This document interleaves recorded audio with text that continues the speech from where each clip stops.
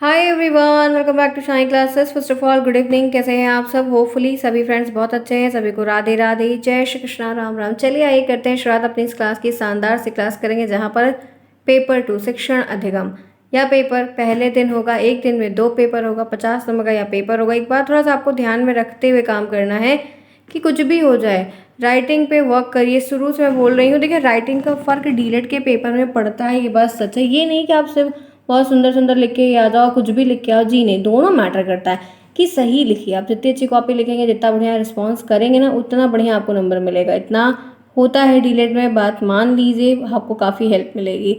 ठीक है, आप जुड़े हैं मेरे साथ। मैं हूँ शालिनी, सभी का स्वागत है। पहली बार जितने फ्रेंड्स यहाँ पर आए हैं, एग्जाम है, फर्स्ट सेमेस्टर है, पहली बार है, 2023 बैच के आप स्टूडेंट हैं। आपका एग्जाम जून लास्ट है, जुलाई जब भी होगा, अभी अपडेट नहीं, क्योंकि इलेक्शन है, चीज़ें हैं, सब हो जाएंगी तब आपको अपडेट मिलेगी। तब तक के लिए ध्यान रखिए कि आपको 1 से 1.5 मंथ के लिए प्रॉपर तरीके से कनेक्शन में बिल्ड रहना, जिसके लिए आपको मैं बार बार बोलती हूँ टेलीग्राम ज्वाइन करिए। अगर टेलीग्राम ज्वाइन है तो आपकी कोई क्लास नहीं मिस होगी, नोटिफिकेशन मिलेगा, चीज़ें आपको अपडेट होंगी, कोई दिक्कत होगी तो बताया जाएगा, और आप भी वहाँ पर पूछ सकते हैं, बहुत सारे ऑप्शन अवेलेबल हैं। ठीक है, नाम शालिनी क्लासेस ही है। आपको चैट बॉक्स में, कमेंट बॉक्स में पिन करके हमेशा इसकी लिंक मिलती है, ताकि दिक्कतें ना हो और आप अच्छे से कर पाएँ। ये पेपर 2 की क्लास हो रही। पेपर 2 में आपकी वैसे प्लेलिस्ट तो मैंने सभी सब्जेक्ट की बना कर रखी है, 8 के 8। अब आपको ये ध्यान रखना है कि आप मल्टीपल टाइम हफ्ते भर की जो चीज़ आप पढ़ रहे हैं उसको संडे को जाकर रिवीजन करिए, देखिए, समझिए। कोई दिक्कत है तो पूछिए, जब तक आप पूछेंगे तब तक आपको सोल्यूशन नहीं मिलने वाला है। तो आपका पूछना, आपका कमेंट बॉक्स में कमेंट करना। और टेलीग्राम पर क्वेश्चंस भी शेयर किए जा रहे हैं, काफ़ी कुछ चीज़ें आपको इधर उधर से हो रही हैं, तो आपके लिए हेल्प करेगा। और हर चीज़ यूट्यूब पर फ्री ऑफ कॉस्ट हो रही है अभी तक के लिए। फ़िलहाल के लिए एक स्पेशल क्लास पर सोच रही हूँ करने के लिए, लेकिन वो अभी बताऊँगी। कोई ज़रूरी नहीं है कि मैं करूँ ही, अगर टाइम मिला तो मैं कोशिश करूँगी कि ज़रूर करूँ। और उसमें स्पेशली सिर्फ मैथ की क्लास होगी, वो भी लाइव होगी, 1 घंटे लगातार वो क्लास होगी। और उसकी टाइमिंग मैं बताऊँगी। उसमें आपको पेड क्लास करनी होगी, जहाँ पर आपको 150-160 का चार्ज होगा। आपके 2 महीने का क्लास चलती है, 2 महीने आपको पे करना होगा, और वो भी ऑनलाइन पेमेंट होगी वो। और वहाँ पर सिर्फ और सिर्फ मैथ के इंपॉर्टेंट क्वेश्चंस, मैथ के पेपर्स, मैथ की ही चीज़ें होंगी, या और जो बहुत इंपॉर्टेंट रहेगा वो, लेकिन मैथ ज़्यादा हम करेंगे। ठीक है, तो ये ध्यान रखिएगा। अभी हुआ नहीं, जैसा भी होगा हम बताएंगे। तो ये आपके शिक्षण अधिगम के पेपर की क्लास है। मैंने आपको हर सुविधा देने का प्रयास किया है। आपको नोट्स चाहिए, नोट्स अवेलेबल है। आपको यहाँ पर क्लासेस चाहिए फ्री ऑफ कॉस्ट में, ये सारी चीज़ें अवेलेबल है। और अगर वो पेड क्लासेस होगी इंपॉर्टेंट सिर्फ मैथ के लिए, पेड मेंबर्स के लिए, तो वो भी मैं करूँगी। फिलहाल अभी मैंने किया नहीं है। यहाँ पर क्लासेस कर रही हूँ, वहाँ पर हर चीज़, जो भी जिसके सुविधा लायक जो भी स्टूडेंट्स हैं उनके लिए हर चीज़ अवेलेबल है। ठीक है, चलिए आइए देखते हैं क्लास में हमें क्या पढ़ना है। तो हम विधियों के बारे में पढ़ रहे थे, हम विधियों के प्रकार के बारे में पढ़ रहे थे। इसके पहले की जो क्लास है उसके प्रकार के बारे में डिस्कस किया हुआ है। तो प्लीज़ आप उन सारे जो प्लेलिस्ट में ऐड किए जाते हैं उनको जाके बाद में देखा करिए। तो उससे क्या होगा, आप रिवीजन करेंगे, आपको चीज़ें आसान लगेंगी, समझ में भी आएगी, तो आपके लिए ही हेल्पफुल होगा। इसलिए मैं आपको यह बात शुरू से 1 बाय 1 करके बताती चलती हूँ, ताकि आप ऐसी गलती ना दोहराएं और आपको भी हर चीज़ समझ में आती चले। तो हमने उस दिन की जो क्लासेस की उसमें कई सारी विधियों के बारे में चर्चा की, और डिस्कस करते हुए आपको समझाया और बताया कि क्या चीज़ें उसमें दी गई हैं, कैसे कैसे आपको समझना है और क्या पढ़ना है। तो प्रश्नोत्तर प्रविधि के बारे में बताया, ध्यान से हर बात बताई थी। आगे बढ़िए, गुण बताए। दूसरी विधि जो हमने डिस्कस की वो विवरण को किया। किसको किया? वो हमने विवरण को किया, कि विवरण के बारे में हर चीज़ बताई, विवरण क्या है, कैसे है, क्या नहीं हो रहा है, वो मैंने आपको बताया। उसके बाद जो डिस्कस हमने किया, विवरण प्रविधि के गुण मैंने आपसे डिस्कस किए हर एक बात। तीसरा मैंने डिस्कस किया वर्णन बताया, वर्णन प्रविधि क्या होती है, कैसे काम करती है, क्यों इनका यूज़ किया जाता है, हर चीज़ मैंने आपसे डिस्कस की। ये आप नहीं कह सकते कि मैंने आपको नहीं बताया। ठीक है, आप उन्हें ज़रूर जाके चेकआउट करिए। आगे बढ़ते हैं, फिर आपको इनके गुण बताए, दोष बताया आपको, फिर व्याख्यान विधि भी बताई, व्याख्यान को भी उसी दिन बताया। उसके बाद हमने स्पष्टीकरण प्रविधि भी बताई। 5 विधि हमने एक दिन पढ़ी थी, क्योंकि 5 के 5 तो आएंगे नहीं, कुछ ही चीज़ें उसमें से आएंगी। तो जो कुछ चीज़ें आ रही उन्हें आपको पढ़ना भी तो ज़रूरी, तभी तो आपको रिप्लाई दे पाएंगे। तो ये चीज़ों के लिए मैंने आपको 5 विधि बताई, समझाई, सिखाई, जो चीज़ें दी गई थी। अब इसके आगे की जो चीज़ें हैं वो है कहानी कथन प्रविधि। नाम से ही इसमें चीज़ें काफ़ी जाहिर होती हैं, क्योंकि नाम अगर आप समझ गए, मेन हेडिंग नाम की है, नाम अगर समझ गए तो आपको आंसर लिखने में दिक्कत नहीं होगी। क्यों? क्योंकि कह रहा है कहानी कथन प्रविधि, मतलब जब आप बच्चे को पढ़ा रहे हैं, सिखा रहे हैं, तो जिसमें कहानी कहनी है। कहानी कथन का मतलब है कि कुछ पढ़ाना है, सिखाना है, तो कहानी के थ्रू बताना पढ़ाना है। तो कहानी कथन प्रविधि में कहता है कहानी कहना एक विधि है। जी हाँ, ये आप खुद में एक कला है। कहानी कहना भी खुद में एक यूनिक कला है, खुद में ही ये चीज़ें हैं, ऐसा नहीं है कि ये नहीं है। तो कहानी कथन प्रविधि, कहानी कहना एक विधि है, इसका प्रयोग विधि प्रविधि दोनों रूपों में किया जाता है। ये जो प्रयोग है ये विधि और प्रविधि दोनों रूपों में हम लोग बहुत ही भरपूर तरीके से इसको करते हैं। काफ़ी प्रयोगात्मक भी कहलाता है, काफ़ी इंटरेस्टिंग भी कहलाता है। कहानी विधि के अंतर्गत कथन, बातचीत, भाषण इत्यादि का समावेश रहना भी बहुत ज़रूरी है। इसके अंतर्गत जो कथन होते हैं, जो बातचीत होती है, जो भाषण इत्यादि इनका समावेश होता है। हम इसमें बातें करते हैं, चर्चा करते हैं, बहुत सारी चीज़ों को डिस्कस करते हैं और बहुत ही आपकी हेल्प भी करती हैं। कहानी कहने का अभिप्राय ये है कि बच्चों की भावनाएं, जो बच्चों की फीलिंग्स हैं, बच्चों के जो थॉट्स हैं, उनके संवेग को स्पर्श कर उन्हें रचनात्मक कार्य करने के लिए प्रेरित करना, यानी कि उनके इमोशंस को छूना, वहाँ तक पहुँचना, उस पर काम करना, चीज़ों के हेल्प करना, काफ़ी चीज़ें हैं जो बहुत हेल्प करती हैं ताकि आप क्रिएटिव तरीके से एक एक्टिव फ्लो होकर उन चीज़ों को बहुत अच्छे से कर पाएँ, सीख पाएँ, समझ पाएँ। तो उससे आपको इरिटेशन भी नहीं होगी और आप उससे काफ़ी मोटिवेट भी होंगे, क्योंकि बच्चों को आप मालूम है आप जितना उनको मोटिवेट करेंगे, जितना आप उनको हेल्प करेंगे, प्रॉपर तरीके से उनकी हेल्प होगी, चीज़ें उन्हें समझ में आएंगी, उतना वो खुश होंगे और उस चीज़ को उतना बेटर करेंगे। तो कहानी एक ऐसी कला होती है जो हर अवस्था में, हर स्टेज में, हर स्तर और हर समूह द्वारा रोचकता के साथ इंटरेस्टिंग तरीके से सफलतापूर्वक ग्रहण कर ली जाती है, जहाँ पर हम एक प्रॉपर वे में हर चीज़ को बहुत ही बेस्ट तरीके से सीखते, बच्चों को सिखाने का भी काम करते हैं। तो इसीलिए ये जो विधि है ये काफ़ी इंटरेस्टिंग होती है और छोटे बच्चों की क्लासेस में ये ज़्यादा अप्लाई होती है। क्यों मालूम है? क्योंकि छोटे बच्चों को ना कहानी के थ्रू सिखाने बताने में बड़ा मज़ा आता है। आप सोचिए कि उनको बड़ा बड़ा बोझ दे दीजिए, वो सीख ले तो उन्हें वो काफ़ी फ्रस्ट्रेटिंग लगेगा, वो उतना बेटर सीख नहीं पाएंगे। लेकिन अगर आप उनको इंटरेस्टिंग तरीके से सिखाने का प्रयास करेंगे तो वो इस चीज़ को बहुत अच्छे से सीखेंगे और काम भी काफ़ी इफेक्टिव होगा। तो मैंने एक प्रविधि और बता दी जो 6th है, ध्यान से देखिए, समझिए। कोई प्रॉब्लम है तो कमेंट बॉक्स में पूछिए, इसीलिए कमेंट बॉक्स का ऑप्शन दिया गया है। आगे बढ़ते हैं, इसमें देखना ये प्रश्न ये बनता है, पहला प्रश्न बनेगा कहानी कथन प्रविधि किसे कहते हैं, कहानी कथन से आप क्या समझते हैं, कैसे आप इनको यूज़ करें, ऐसी कई सारी चीज़ें आएंगी। लेकिन कभी कभी ये भी आता है कि इस कहानी कथन प्रविधि के गुण बताइए।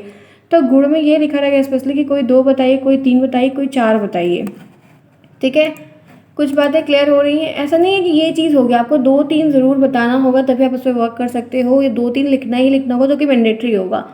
तो पहला है, इस प्रविधि में सेक्शन में बालकों की रुचि और जिज्ञासा बनी रहती है। अगर इंटरेस्ट है और काफ़ी क्यूरियोसिटी है तो वो उसको काफ़ी हेल्प करती है उन चीज़ों को सीखने के लिए या सिखाने के लिए, कर सकते हैं बताने के या एक्सप्लेन करने के लिए। क्योंकि इन टॉपिक्स का एक्सप्लेनेशन करना, उनको इंटरेस्टफुल तरीके से उनकी क्यूरियोसिटी को बनाए रखना ताकि वो डिफरेंट सब्जेक्ट में डिफरेंट लेवल पर बनी रहे।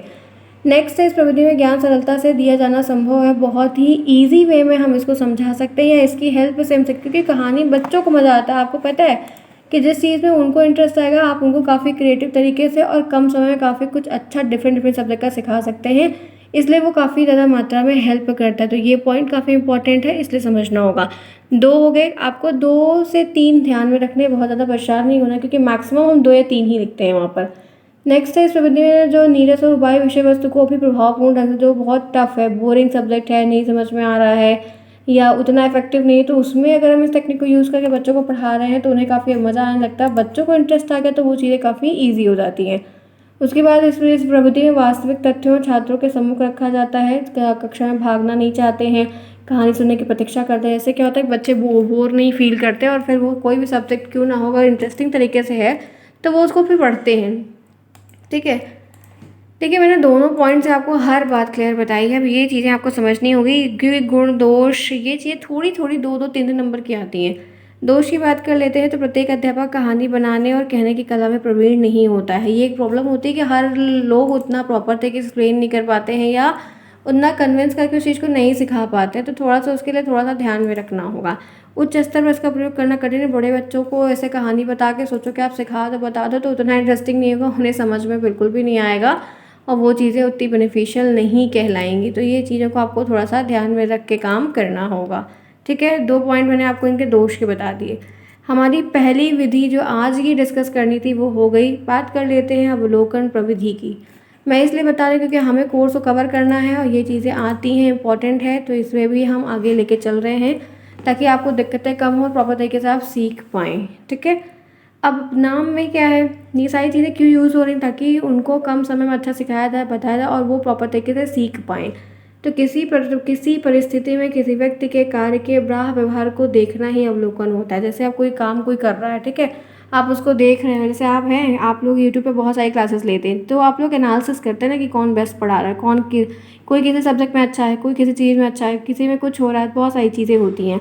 तो हम लोग क्या करते हैं, एनालिसिस करते हैं, इवन आप बहुत ज़्यादा करते होंगे। तो दूसरे रूप में हम ये कह सकते हैं, किसी घटना या कोई कार्य को ध्यानपूर्वक अध्ययन ही अवलोकन। आप कोई घटना है, कोई काम है, कुछ भी है, वॉटएवर, आप उनको देख रहे हैं, उनको सीख रहे हैं, उनको समझ रहे हैं, उनमें वक्त दे रहे हैं, तो आप उसको एनालिसिस कर रहे हैं, तो ये अवलोकन प्रविधि होती है। ये यूज़ की अगर हम बात करते हैं तो कैसे बच्चों के लेवल में यूज़ हो रही है, तो धीरे धीरे मनोवैज्ञानिकों ने इसका प्रयोग शिक्षण के अंतर्गत करना प्रारंभ किया। जब ये समझ में आई तो जो मनोवैज्ञानिक थे उसको इन्होंने अपने शिक्षण के कार्य में, टीचिंग के कार्य में यूज़ करने का शुरुआत की, जिसमें उन्होंने इसके लिए कुछ और ही चीज़ों को सोच के किया, जहाँ पर आप देख सकते हो जो उनकी बच्चों की व्यवहार की जो आंतरिक दशा या जो कुछ भी होती है उसका पता लगाकर अवलोकन के, मतलब जैसे बच्चे हैं, बच्चों में बहुत सारे बच्चे अलग अलग तरीके के होते हैं, आप सब भी जानते हो, सबको एक तरीके या एक विधि से बता दो, सिखा दो तो ये ईजी नहीं है। तो उसके लिए मनोवैज्ञानिकों ने कुछ टाइम निकाला, कुछ टाइम दिया, एनालिसिस किया, उनके व्यवहार को समझा, उसके प्रति वक्त दिया, उसके बाद ये चीज़ों को देखा कि कैसे हम इन सारी विधियों को यूज़ करके उनके अंदर चेंजेस ला सकते हैं या उनको कुछ सिखा सकते हैं। तो ये चीज़ें अवलोकन प्रविधि में आती हैं, जो छोटे बच्चों के स्तर पर बहुत लागू करने का प्रयास किया जाता है, उनको अलग अलग तरह से सिखाने का भी काम किया जाता है।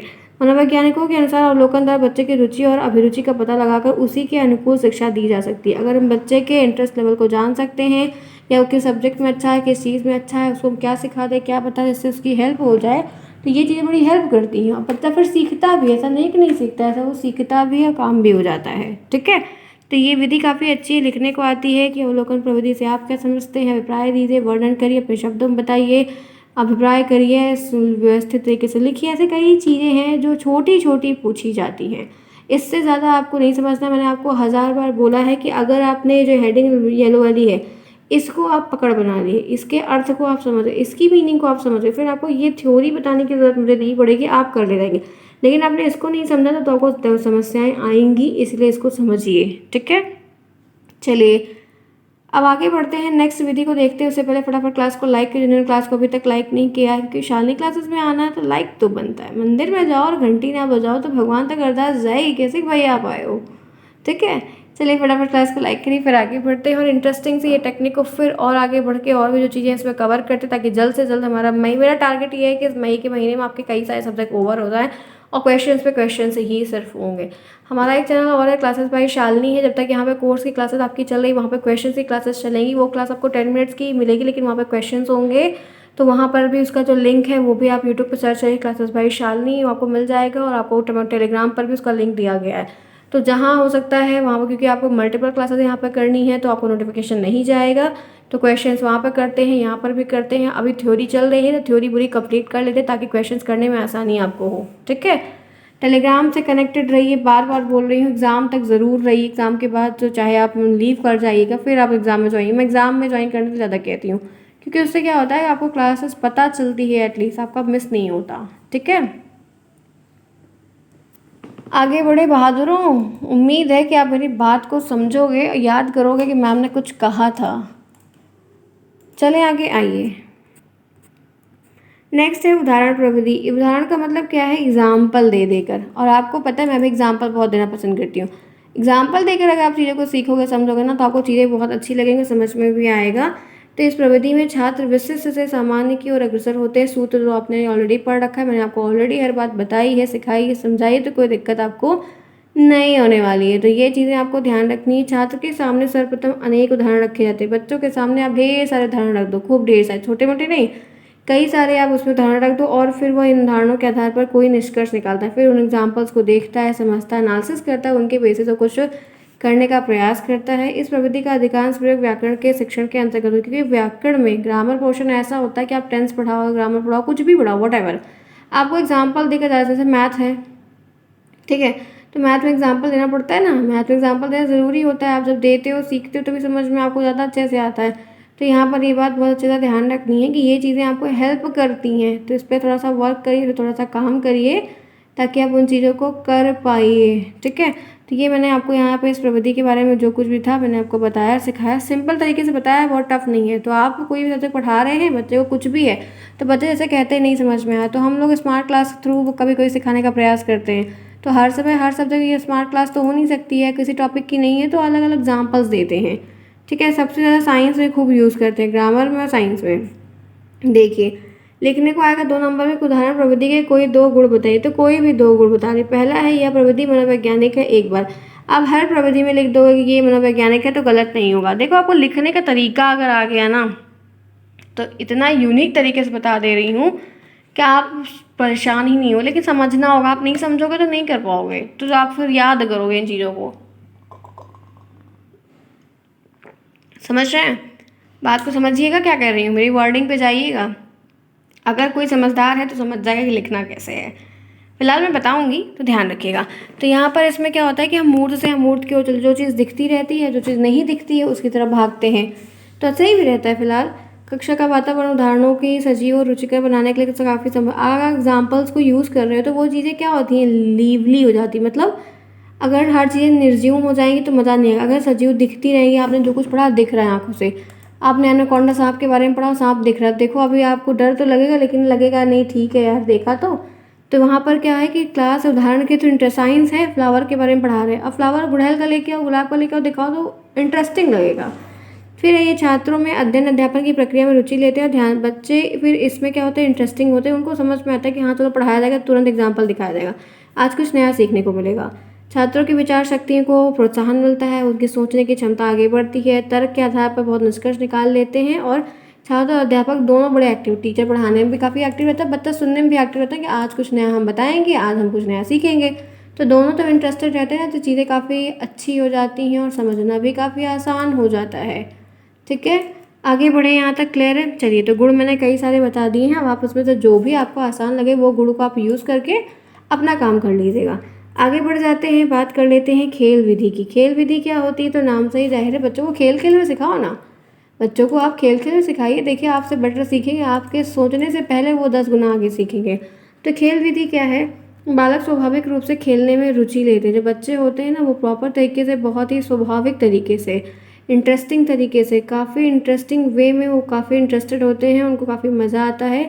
वो खेल के द्वारा ही अपनी इच्छाओं की प्रवृत्ति को प्रकट करते हैं। वो खेल के द्वारा ही हर बात को व्यक्त करते हैं, खेल के द्वारा ही सिखाने का प्रयास करते हैं ताकि वो उस चीज़ को प्रकट कर पाएँ। बालक खेलने में विशेष रुचि लेते हैं। जो बच्चा होता है ना, वो खेलने में बहुत इंटरेस्टेड होता है। समझ रहे हो? वो खेलने में काफ़ी इंटरेस्टेड होता है और उसको फिर हर सब्जेक्ट खेल के थ्रू सिखाइए तो आप बहुत कुछ सिखा ले जाएंगे। बालक के जीवन में खेल का बहुत इंपॉर्टेंट होता है और मुझे भी तो आज भी खेलने का बड़ा मन करता है। बालकों के जीवन में खेल का इतना महत्व होता है कि बालक को शिक्षा देने के लिए हम इसको विधि बना दिए। क्योंकि बच्चे को जब देखा गया कि खेलने में उसको ना भूख लग रही, ना प्यास लग रही, ना कहना पड़ रहा है, खुद ही खेल रहा है, तो ऐसे ही पढ़ाई का कुछ ऐसा कर दो कि वो पढ़ता भी रहे, खेलता भी रहे, उसे पता भी नहीं चले कि खेल खेल में ज़्यादा कुछ सीख लिया। तो ये होता है इस विधि का प्रयोग करना। छोटे बच्चों के लिए ही विधि है। आप प्राइमरी में टीचर बन के जाएंगे, वहाँ पे आपको सिखाना पड़ेगा, तो आपको समझ में आएगा कि आपने यहाँ पर क्या पढ़ा। खेल का महत्व क्या है कि खेलों के द्वारा बालकों में कुशलता का विकास किया जा सकता है। खेल के बच्चों में जो कुशलता की चीज़ है उसको हम डेवलप कर सकते हैं। खेलों के द्वारा छात्र अपनी कुशलता संबंधी गुणों का परिमार्जन कर सकते हैं। खेल सामाजिक भावना का विकास करते हैं, सिखाते हैं, बताते हैं। खेल बालकों में बौद्धिक विकास भी करते हैं, जहाँ पर इंटेलिजेंस लेवल को भी डेवलप कर सकते हैं। क्योंकि मैथ वैथ है या कोई पासिंग द पार्सल का गेम है, कुछ और भी चीज़ें होती हैं, बहुत अलग अलग गेम जहाँ पे तर्क वगैरह लगाने पड़ते हैं, तो उसमें भी तो हेल्प होती है। तो इस तरीके से आप 4-5 पॉइंट है कुछ भी लिख सकते हैं। ध्यान रखिएगा, खेल में क्या होता है कि लर्निंग बाय डूइंग का काम होता है, करके सीखने का काम होता है। इसलिए जितना बच्चा जो भी काम करेगा या कोई भी जिस काम को करेगा उस चीज़ में उसको सफलता प्राप्त होनी तय है। चलो, एक पॉइंट यहाँ पे है समूह चर्चा विधि, प्रयोगशाला विधि बची है, प्रयोग की विधि के गुण हैं, और कार्यशाला विधि। प्रयोगशाला कार्य जो है आज पूरे इसको कर लेते ताकि हमें बार बार ना करना। मेरा टारगेट ये है कि मुझे मई में आपको बहुत कुछ सिखा के ख़त्म करना है। चलो, 10वां पॉइंट है समूह चर्चा वाद विवाद वार्तालाप। समूह चर्चा मतलब ग्रुप में 10-15 लोग बैठे हैं, खूब आराम से बात कर रहे हैं, हर चीज़ को सीख रहे हैं। तो दिक्कत क्या है? बढ़िया है, कोई प्रॉब्लम नहीं है। तो आप क्या करोगे, आप इसमें उन चीज़ों को प्रॉपर तरीके से, सामूहिक चर्चा का अर्थ आप रखोगे तो आपको हर चीज़ें समझनी होगी, समझना होगा, फिर उस पर आप बात करोगे, डिस्कशन करोगे, तो ये चीज़ें हेल्प करेंगी कि नहीं करेंगी? बिल्कुल करेंगी। तो आपको यहाँ पर ध्यान रखना है ताकि आप उन चीज़ों पे वर्क करते हुए उन पर चर्चा करो, पर मुद्दा रखो, मुद्दे पे लोग बात करें, अपने अपने ओपिनियन दें। तो गोष्ठी और विचारों के आदान प्रदान जैसे हुआ, ग्रुप में बैठे हो, ठीक है, आपने आईपीएल पे जंग छेड़, देखो आईपीएल चल रहा है, ठीक है, अब जिसको जो इंटरेस्ट रहेगा टीम में वो अपनी अपनी राय रखेगा कि नहीं रखेगा। तो कोई टॉपिक आपने क्लास में बता दिया, ठीक है, अब छोटे बच्चे हैं, शुरू हो गए, ये चीज़ ऐसे होती है सर, सर नहीं ये चीज़, अरे तुम्हें नहीं पता है मेरे यहाँ ऐसा होता है, मेरे दादाजी ऐसा कहते हैं, बच्चे आपस में लड़ने लगते हैं। तो कुछ चीज़ें ऐसी ही होती हैं जहाँ पर सामूहिक परिचर्चा, व्यू रचना निर्धारण करने से आपके उद्देश्यों की प्राप्ति होती है। बच्चों को आप बहुत कुछ सिखा देते हैं, फिर उसमें आपको अलग अलग प्रविधि का प्रयोग नहीं करना पड़ता है और बच्चे आपस में ही डिस्कस करके उसके अंत तक पहुँच के उस काम को काफ़ी ईजिली बना देते हैं। ठीक है, बहुत इजी है, सिंपल है। आपको पता है कि चर्चा के थ्रू बहुत सारी समस्याएं भी हल होती हैं, ये नहीं कि सिर्फ सिंपल चीज़ें, बहुत कुछ आपको हेल्प करता है, काफ़ी कुछ मिलने को भी समझ में आता है। तो छोटे बच्चों में यूज़ तो होती है लेकिन बड़ों बच्चों में ज़्यादा यूज़ होती है। ठीक है, आगे बढ़िए। प्रयोगशाला पद्धति किसे कहते हैं? 2 नंबर का प्रश्न बनेगा। इनसे आप क्या समझते हैं, क्या अभिप्राय है, वर्णन करिए, बताइए। इससे कई सारी चीज़ें आएंगी। तो यहाँ पर है यह विधि ज्ञान विज्ञान के प्रयोग की जाती है। भाई ज्ञान विज्ञान के चीज़ों में हम सबको यूज़ करें, लेकिन प्रयोग वाली चीज़ें साइंस में ज़्यादा यूज़ करते हैं, एक्सपेरिमेंट तो उसी में कर रहे हैं। तो शिक्षण में जब इस विधि का प्रयोग किया जाता है, छात्रों को बहुत सारे उपकरण निर्देश के साथ बताया जाता है, ऐसे पकड़ो वैसे पकड़ो, ये हार्मफुल है वो हार्मफुल है।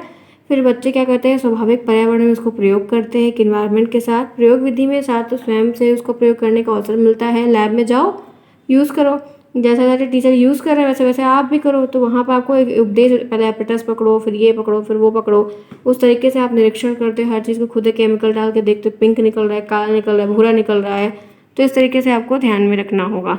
फिर यहाँ पे गणनाओं को लिखकर स्वयं परिणाम निकालते हैं। हम कैलकुलेशन को देखते हैं, समझते हैं, बहुत सारे रिजल्ट को खुद निकालते हैं। बहुत सारे उपकरण हैं, जीव जंतु को चित्र वगैरह खींचते हैं, सिखाते हैं, कई सारी बातें बताते हैं, तो हेल्प कर जाता है। ठीक है, ऐसा नहीं है कि चीज़ें हैं, आपको हेल्प करती हैं, आप सीखते हो, काम करते हो। आगे बढ़ते इसी के साथ प्रयोग विधि के गुण बताइए। प्रयोग विधि क्या होती है, उसके गुण आपको लिखने हैं, समझाने हैं। तो यह समस्या हल करने की उत्तम विधि है। प्रयोग विधि में आप क्या कर रहे हो, चीज़ों को हेल्प करने में आपको हेल्प, क्योंकि आप कोई चीज़ का यूज़ किया, जैसे आप कोई चीज़ बना रहे हो तो उनमें आपको क्या हो रहा है कि आपको पता है कि किसमें क्या केमिकल डालेंगे, क्या रिएक्शन निकलेगा, तो आपने काम किया तब तो हेल्प निकाल पा रहे हो। तो वैसे ही समस्या पर हल प्रयोग के आधार पर होता है और ये काफ़ी इंटरेस्टिंग भी बन जाता है। सबसे अच्छी बात यह है कि आपको 100% पता रहता है कि रिजल्ट यही आएगा। अब जो मैकेनिक है, कौन सा तार किस में जोड़ना है ये उनको पता होता है, तभी तो बना लेते हैं, वरना हम लोग जोड़ेंगे तो शॉर्ट सर्किट हो जाएगा, अपना घर तो जला ही देंगे। ठीक है, तो ये थोड़ा सा प्रैक्टिस पे है, आप जितना प्रैक्टिस करोगे उतनी चीज़ें आपको आएंगी, क्योंकि आपको तार में जोड़ने का एक्सपीरियंस है। ठीक है, फिर देखिए यहाँ पर है, इस विधि के द्वारा छात्रों में निरीक्षण, तर्क, निर्णय आदि के गुणों का विकास होता है, क्योंकि उन्होंने काम किया है। आत्मविश्वास, आत्मनिर्भरता, आत्मानुशासन का विकास होता है। बहुत सारी चीज़ें लोग सीखते हैं, करते हैं, अपना संचार वगैरह भी करते हैं, बातों को रखते हैं, बहुत सारे रूल रेगुलेशन के हिसाब से काम करते हैं। आप जिस चीज़ की अपॉर्चुनिटी जिसको देंगे उस पर काम करेगा, तब आपको ये बात पता चलेगी कैसे हम उस पर काम कर रहे हैं, कैसे उनको चीज़ों को सिखा रहे हैं, वो कैसे सीख रहे हैं, कैसे उनकी हेल्प हो रही है। काफ़ी चीज़ें हैं जो इंटरेस्टिंग होगी, आपको सीखने में भी बड़ा मज़ा आएगा। ठीक है, तो ये छोटी छोटी पॉइंट्स हैं जो आपको लिखने होंगे। दोष वगैरह भी बहुत ज़्यादा आते हैं, काफ़ी खर्चीली भी हो जाती है कभी कभी, क्योंकि इतने महंगे महंगे साइंस के एपरेटस वगैरह आते हैं लैब के, हर जगह अवेलेबल भी नहीं होता है। तो इसलिए क्या होता है कि आप उसको फिर लोग टाल देते हैं, नहीं करवाते हैं, तो थोड़ा सा दिक्कत होती है। और अगर आप केयरफुली प्रयोग नहीं करते हो तो उससे हार्मफुल होने की भी संभावनाएँ रहती हैं। ठीक है, आगे बढ़ते हैं, बात कर लेते हैं 12th है कार्यशाला प्रविधि। देखो एक बात बताऊं, यहाँ पर जैसे ये प्रविधि है, कार्यशाला का मतलब क्या है कि आप जो है कोई अन्वेषण निर्माण कर रहे हो, नवीन प्रकार से नई तरीके से आप लेसन प्लान क्रिएट कर रहे हो, कुछ और भी काम कर रहे हो, तो थोड़ा सा उनको कार्यशाला का मतलब क्या है कि एक्सपेरिमेंट करना। ठीक है, आपको एग्जीबिशन में जाना, आपका स्टार्टअप का कोई चीज़ उसमें काम करना, तो इस तरीके से आप वर्कशॉप में जा रहे हो तो वहाँ पर ये प्रविधि वगैरह यूज़ की जाती है। फिलहाल के लिए सारी प्रविधियाँ नहीं आएंगी, तो बहुत परेशान आपको नहीं होना है। एक इंटरेस्टिंग प्रविधि ये भी है भ्रमण प्रविधि, जिसके बारे में बताया, कभी कभी ये लिखने को आता है, क्योंकि घुमंतु की चीज़ें जो होती है बच्चों को बड़ी मज़ेदार होती हैं। आप कहीं बाहर जाकर कोई चीज़ सिखाओ, यहाँ पर है कि क्षेत्र भ्रमण की संकल्पना शिक्षण अधिगम के क्षेत्र में बहुत अच्छा रोल प्ले करती है। जी हाँ, आपको बाल विकास में या शिक्षण अधिगम में ये घुमाने वाली जो पद्धति है सबसे इंपॉर्टेंट होती है, क्योंकि बच्चा इसमें ना बहुत ही अच्छे तरीके से, बढ़िया तरीके से, इंटरेस्टिंग तरीके से घूमने मज़ा आता है, उसको सीखता है, काम पूरा करता है, मज़ा आती है उसे ज्ञान प्राप्त करने में। क्योंकि मालूम है, जैसे आप क्लास में सिखाते हो तो आप नकली डुप्लीकेट चीज़ ले आकर सिखाते हो, बाहर ले आकर वही चीज़ गार्डन में सिखाओगे, देखो उनको कितना मज़ा आएगा, उसको देखेंगे, छुएंगे, आपको 50 क्वेश्चन करेंगे। कमरे में सिखाओगे तो उतना नहीं पूछेंगे। तो भ्रमण प्रविधि क्या होती है, लीव जिंदा चीज़ों को दिखाती है, जो चीज़ें जिंदा दिखती है फिर उस पर काम करते हैं। तो कुछ इस तरीके से चीज़ें हैं जो छोटे बच्चों को सिखाने के लिए की जाती है, करना पड़ता नहीं तो उन्हें हम कोई चीज़ ऐसे सिखा नहीं सकते हैं। तो ये रही आज की बहुत अच्छी क्लास, जो कि काफ़ी बड़ी हुई। 25 मिनट्स की हम लोग अप्रॉक्स क्लास कर रहे हैं, क्योंकि मुझे पता है कि मुझे मई में काफ़ी कोर्स कंप्लीट करने हैं। आप अपना सपोर्ट दिखाओ, मैं अपना डबल मेहनत करूँगी। आप एक हाथ से ताली बजाओगे, मैं डबल बजाऊँगी, मेहनत आपको डबल दूँगी। लेकिन आपको सपोर्ट करना होगा, जितना हो सके उतना शेयर करो चैनल के बारे में, दोस्तों में बताओ, कॉलेज में बताओ, फ्रेंड्स में बताओ, ताकि यहाँ पर सभी समय पर आएँ, सभी सीख पाएँ। सबका साथ सबका विकास होगा तो मज़ा काफ़ी इंटरेस्टिंग आएगा। और 2023 बैच का अच्छा रिजल्ट इस चैनल पर देखने को ज़रूर मिलेगा। जितनी सिंपल चीज़ें बताऊंगी, रियल लाइफ के एग्जांपल से हर चीज़ कवर करने का प्रयास करूंगी। मिलते हैं फिर नेक्स्ट में। ऐसा स्माइल करो, सीखो, आगे बढ़ो। Bye bye, take care.